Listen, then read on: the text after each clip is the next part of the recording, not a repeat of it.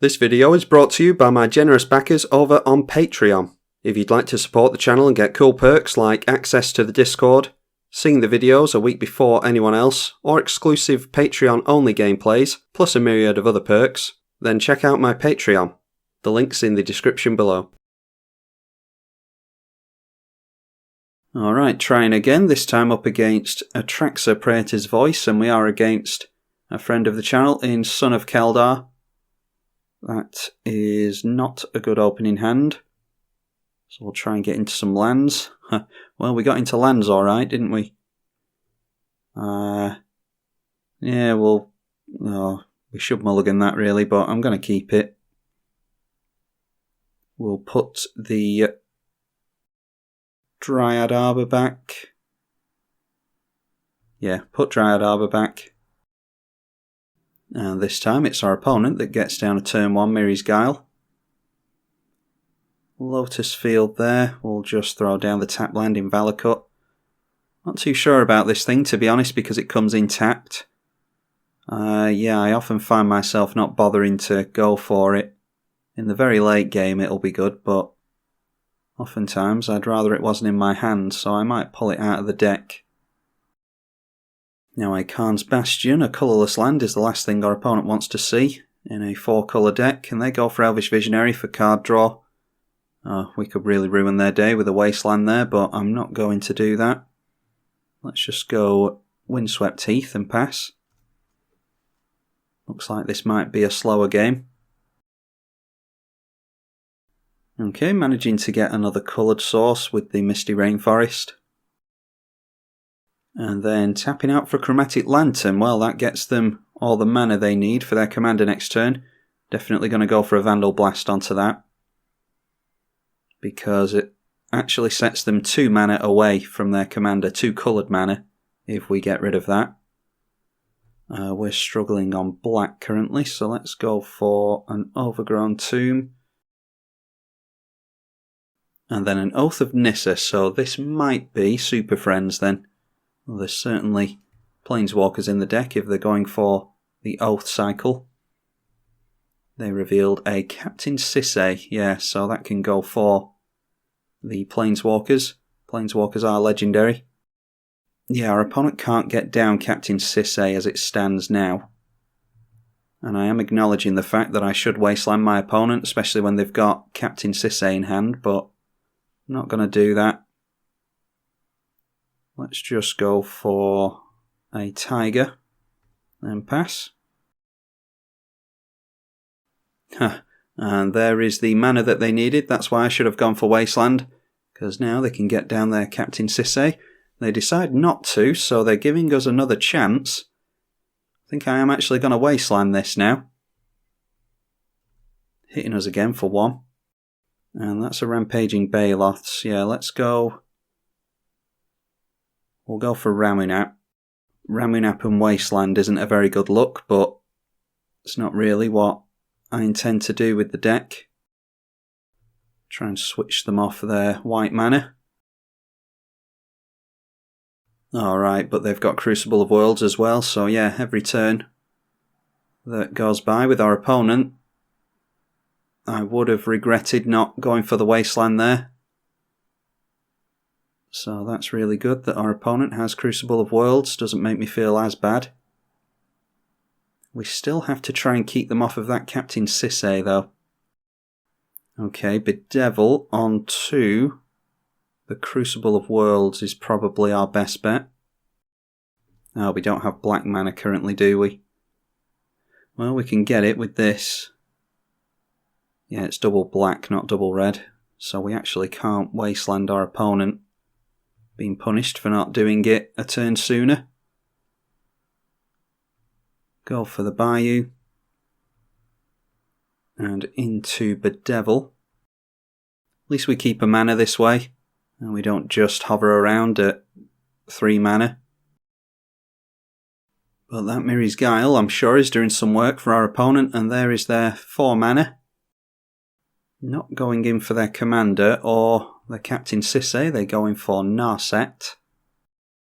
Then a preordained Scry 2 and draw, so I think it might be a case of ramping up to Rampaging Baloths now.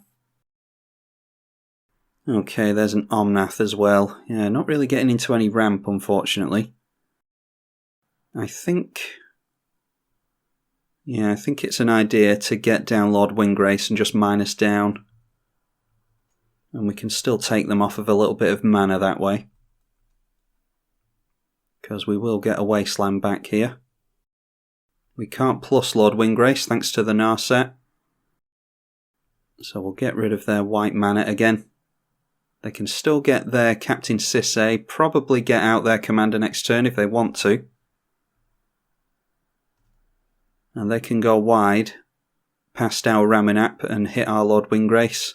If they want to do that, they'll have to expose their Narset though. They get down another source of white mana. And there is that Captain Sisay. Much as I hate to do it, they've got Narset and Captain Sisay over there, so I think we just have to keep attacking their mana. Now there's a Sphere of Safety as well for us to worry about.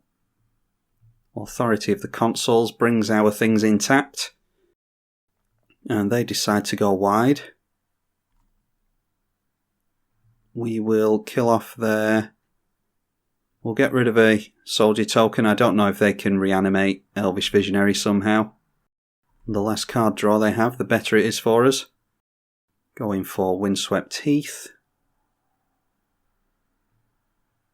Into a Cinderglade. And now we can go for... Yeah, we can go in for the Wasteland again if we want to. I think we go for Tectonic Edge into Lord Windgrace, and then we can start trying to blow up multiple lands a turn. So we'll go for these two lands again. Go after the... Doesn't really matter, I don't think. Yeah, we'll go after the City of Brass so that they don't have any double white. We could really do with making multiple land drops a turn if this is going to be our tactic. At least we're going up mana every turn. They do have a tutor for a legendary at this point, but I don't know what they want to go for. See if they can make a land. Okay, they kill off Narset, that's good, so we can start plussing our Lord Windgrace if we want to. They reveal an Arcane Signet. We can't wasteland an Arcane Signet. And then it's Eternal Witness, and we'll see if they aim for the Narset again. I will blow up their 2 blue lands so that we don't have to see Narset. No, it's Crucible they're going for. That is probably a better play.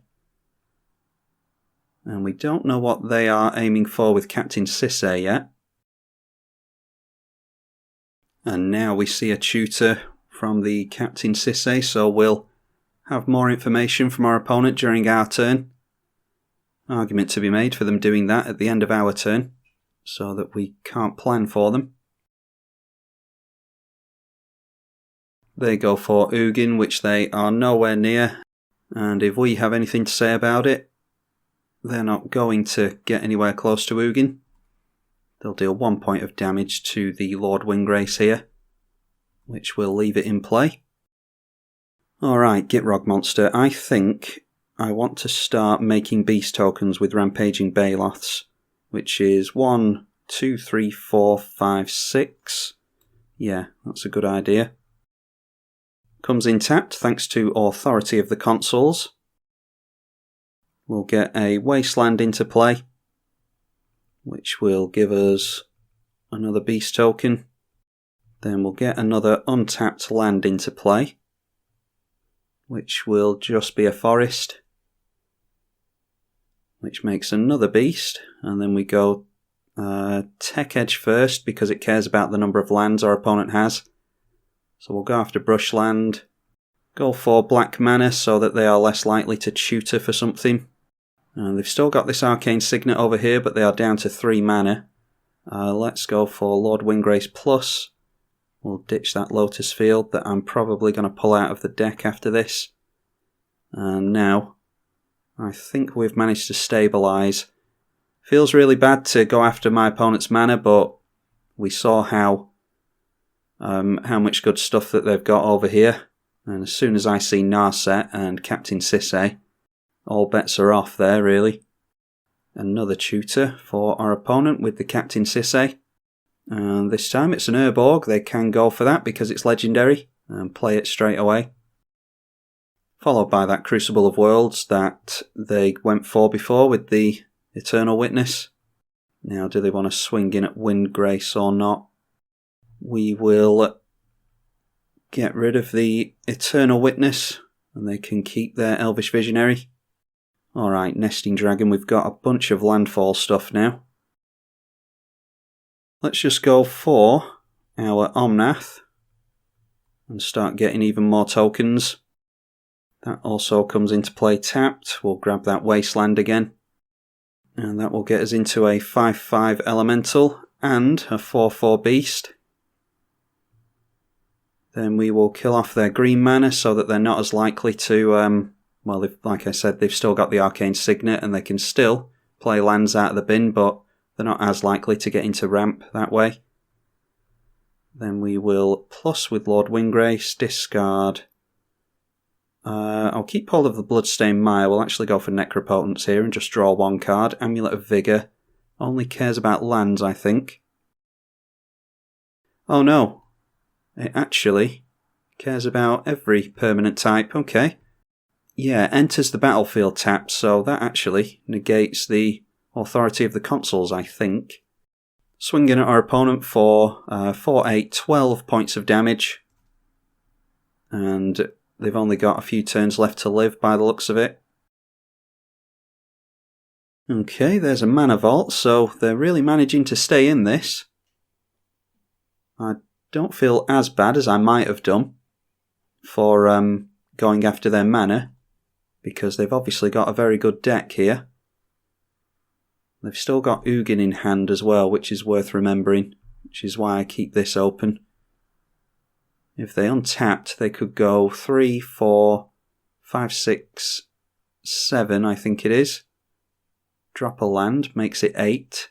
So they can go in for Ugin if we're not careful. Oh, and there's an Ashiok. Yeah, that would have been good for them.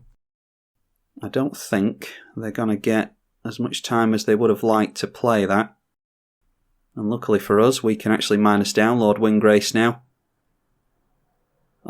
So let's go. We'll play the Amulet of Vigour first. And maybe Obnixilis as well. Yeah, let's play Obnixilis. Because that way we don't have to swing in. We can deal a bunch of damage to them without going for combat. Authority of the Consoles brings it in tapped, but Amulet of Vigour untaps it. So that's a nice little combination. Go for the minus with Lord Windgrace, and we can go for both the Tech Edge and the Wasteland, which may get exiled next turn, thanks to the Ashiok. We'll deal 3 points of damage twice to our opponent with Obnixilis, get some more tokens, which will come into play tapped and then become untapped.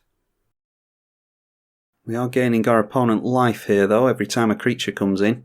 It's the only problem. Then we'll go for the Bloodstained Mire coming in. And it's more of the same. Then we'll get rid of their Urborg. Oh, and we actually can't Tech Edge them, can we? Unfortunately, so they will be able to get down their Ashiok. We keep hold of the Tech Edge at least. Yeah, we'll keep hold of Bloodstained Mire as well, because it's good to have a fetch available to us. Now then, it's going to be 1, 2, 3, 4, 5 to swing in, which we obviously can't do, so we'll just have to pass. They lose a life to the Mana Vault because they decide not to untap it. They get their command tower straight back out, and probably going for Ashiok here. This can exile our graveyard. And there it is. Now Captain Sisay going for a tutor. Now we can swing in with 2 creatures next turn. Probably go for Obnixilis and the trample creature swinging in, so that we can get some damage on them. They exile all of our stuff. And they went for a Heliod, or the Hall of Heliod's Generosity, I should say, with the Captain Sisse. So now we go for another crack there. Oh, we can't search libraries with Ashiok, can we? Yeah, I forgot about that. I always forget what Ashiok does. I just think about the graveyard exile and forget that we can't search libraries. Alright, Azusa. Here's a bunch of landfall. Let's get rid of that land and see if we can draw something good. Okay, Nature's Law, Oracle of Muldiah.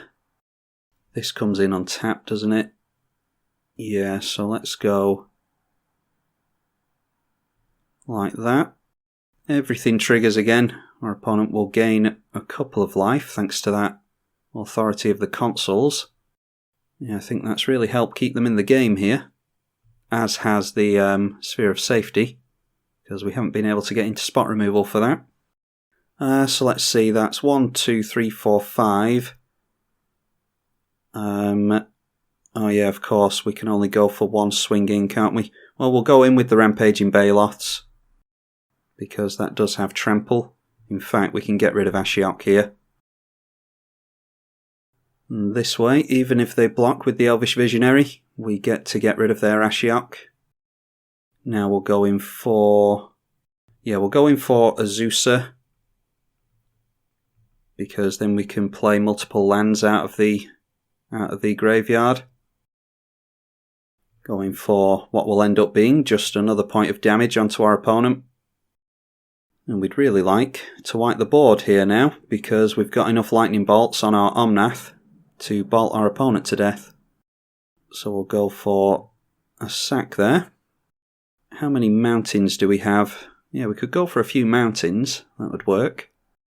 So we'll grab a Blood Crypt. That will come in tapped, but it will be untapped by the Amulet of Vigour. Then play it again. Can't remember how many lands we've made this turn. Sack the Bloodstained Mire, grab ourselves another mountain. Go for the Stomping Ground. And do even more stuff with the stack. That is all of our lands. Oh, we can go for Nature's Law, and that will leave us with a land for the Tectonic Edge. So let's go for that. We will grab a forest. We can only get Dryad Arbor now, so that's worth remembering. Dryad Arbor will come in with Summoning Sickness. Had it not have been for our opponents' Authority of the Consuls and their Sphere of Safety, they would have been long gone here, so there's 2 cards that we've had real difficulty with. We have plus on Lord Windgrace, so let's just leave it at that.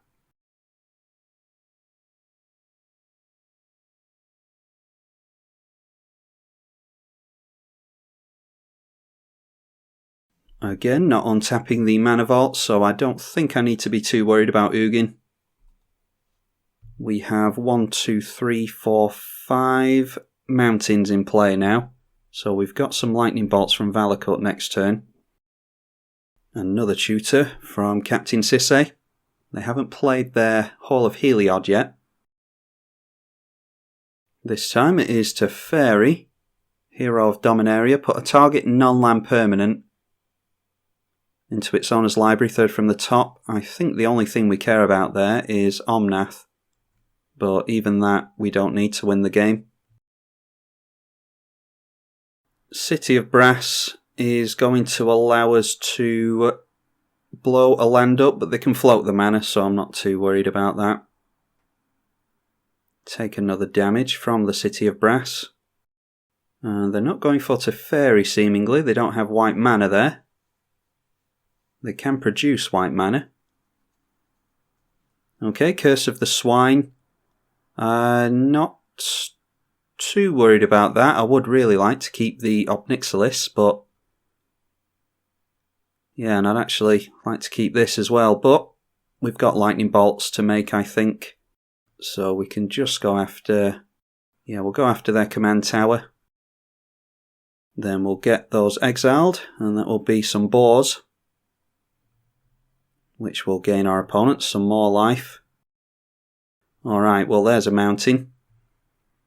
We can... Let's see how many mountains we can actually make first. I think there's only a few left in the deck.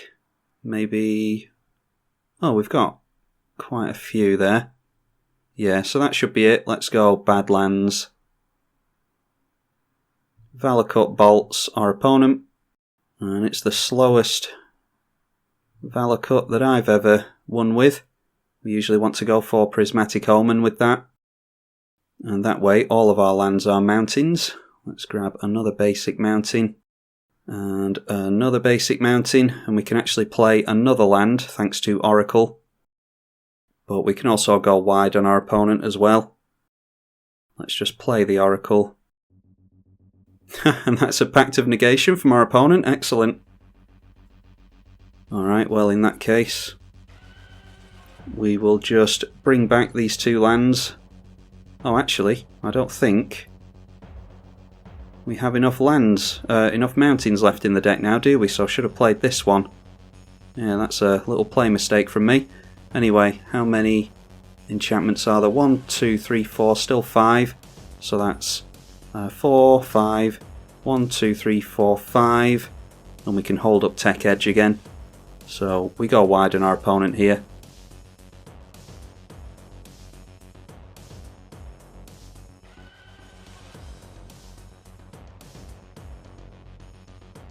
And the Elvish Visionary finally goes down. And there we go, as does our opponent. Very, very well played by our opponent. I'll reveal my hand to them as well. Yeah, we had a really tough time with them, even though we were blowing up their lands left, right and centre. So I'm very glad that I went for that line of play because there's obviously a very finely tuned deck here. And yeah, we were struggling with it even though our opponent had no mana. So tells you a little bit of something about how good the deck is. Don't like playing like that, blowing up all my opponent's lands, but as you could see it was our only out. And had I have been able to swing in or kill my opponent with the Obnixilis, then we would have been off to the races much faster, but our opponent seemed to have answers to everything. So a big thank you to them for playing it out, and a very, very good deck that they have made there. Hopefully you all enjoyed it as well. That was a real slugfest.